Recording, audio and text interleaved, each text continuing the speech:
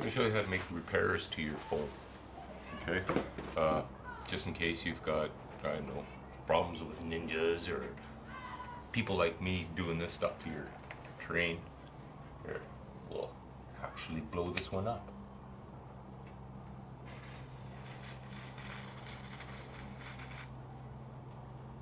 Oh, isn't that sucky?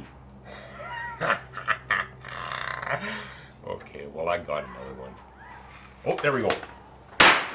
And it rolls off. Isn't that funny? That just goes to show you, you can't practice. You gotta, I mean, oh, sucky.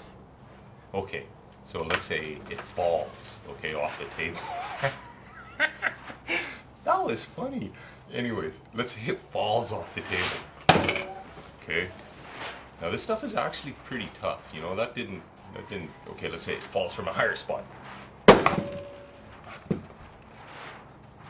Still didn't do any damage.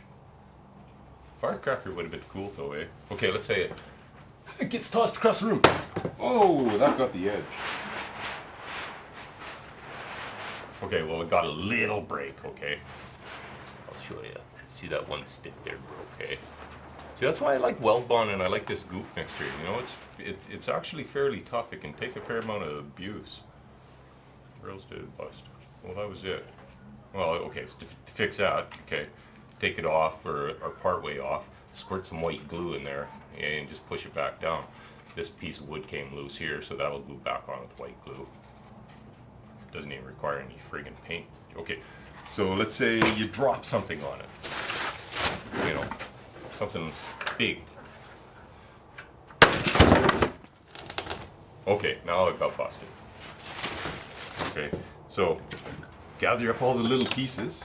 In this case, we've only got really this and... Anyways, okay. You can see the damage done. Now that thing was pretty goddamn heavy for dropping on foam. That's why I like this stuff. It's a little bit, you know, it's tough. Okay, this stuff is wrinkled. Okay, so what you gotta do is you gotta take that paint and stuff off there, eh? Because it's probably separated from your foam, eh? Okay. So squish it back up, peel off this, you know, the gooping mixture. That's another reason why I like using that acrylic caulking within it, eh? Is see how this,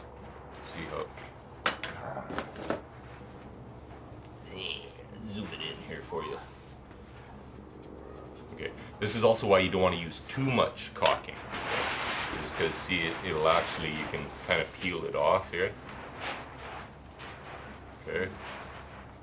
Makes for edits pretty nice, okay? So what, lots of times what I'll do in that case is I'll run my knife, you know, just slightly around the damaged spot. Okay, try to hold this steady for you. Alright? That way, when you peel this off, hey, it'll only go to the line that you made, okay? So now this is your opportunity also to, you know, add some more brickwork in it if you want. This one doesn't really require it. Okay, so trusty white glue. Zoom back out here a bit so you can see. That firecracker thing, that was funny. Jesus Christ. Oh well, we'll try that again some other time. Yeah, so basically, I mean, a little bit of white glue, a little bit of goop on there. Now, if you don't want to mix up a batch of goop, you know, for something like this, hey, just mix, you paint in with your acrylic paint, okay, and yeah, glue with your acrylic paint, okay, and then just paint your area, and then when you paint this area, okay, paint a couple other spots too. That way the color is, you know, kind of throughout the piece a little bit, okay. Anyways, I don't think I've got much glue in here. I'll have to pull this thing back up. I usually have 2 or 3 of these around, eh.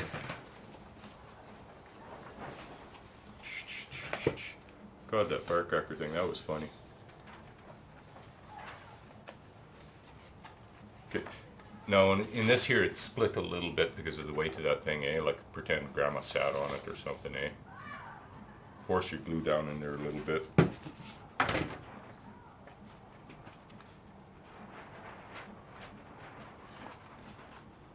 If you can get some glue underneath the bits of, you know, goop that is kind of peeling away, if you don't want to, you know, like if the paint job that you put on it is too hard, because that stuff is kind of vinyl type coating on it, you can squirt glue down underneath it sometimes. Like if you take a a syringe or something, or well, that's what I like. I go down to the medical supply store and I just buy some syringes. The guys you have to watch diabetics or whatever, where they have to watch your insulin. They give insulin shots. Those are great for doing a little hobby work type, gluing and stuff. Or you go to what do they call it?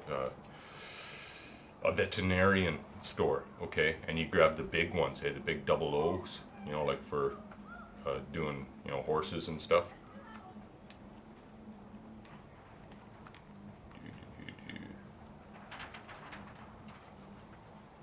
Okay, that's about right. Okay, and then the other thing a guy does is, wedge in a couple of toothpicks or something. Let's have some toothpicks around here. I went to the store to buy friggin' toothpicks and they didn't have any of the plain old flat cure dents. Can you believe that? I went to 2 different stores out here. The round ones are cool, but sometimes, the flat ones, the guy needs a flat one too, eh? Didn't have any. Okay. When I put in a toothpick in this stuff too, I coat it kind of with white glue first. That way it's glued into place, okay? Because you don't want your toothpick backing up on you. Okay, now, and what I do is, just before I push it in how far I want to, let's say I'm going to push it in 1 inch, okay? I'll push it in about 3/4 of an inch, okay? I'll break the toothpick off right at the foam, and then without separating it yet, okay, push it in another 1/8 of an inch or your 1/4 of an inch. That way, your toothpicks are buried into the foam, and you can't see them. It just takes a little bit of plaster or something over on top of that. Okay, so I don't know what happened to the other piece. It really blew off. Where'd this one come from? Oh, I glued on the wrong piece. Can you believe that? Anyways, that one looks good. Wonder what that was off of. Anyways, I'll put the right one back on. Okay, fits a little bit better anyways. Oh, I know where that piece went. See, that's half the challenge too, is picking up your pieces and trying to find out where they went. Okay, this one came off the side. That's where that big side mark came from. Oh, okay. I didn't think I had that hanging over that much. That's ridiculous. Why would I have done that? Oh, well, we'll fix that part too, because that shouldn't even have been like that. Normally I don't have the stick hanging over the side. I have to end it right at the very top. So, hey, well, that's cool. That's even less painting, eh? Now that's the other thing you can do, is you can just cover up the spots that are wrecked with a little bit of detailing, like, toss on a little piece of galvanized steel. Which brings me to another point. I was over at a friend's place today, hey, and I'm actually taking his old business over, eh? It's a model railroading, garden railroad scale stuff. So I'm going to be talking about garden railroad stuff here too. If you're interested, send me an email if you saw this. Okay. So what was I saying? Oh yeah, the corrugated steel. You find the really thin stuff sometimes on plastics, okay?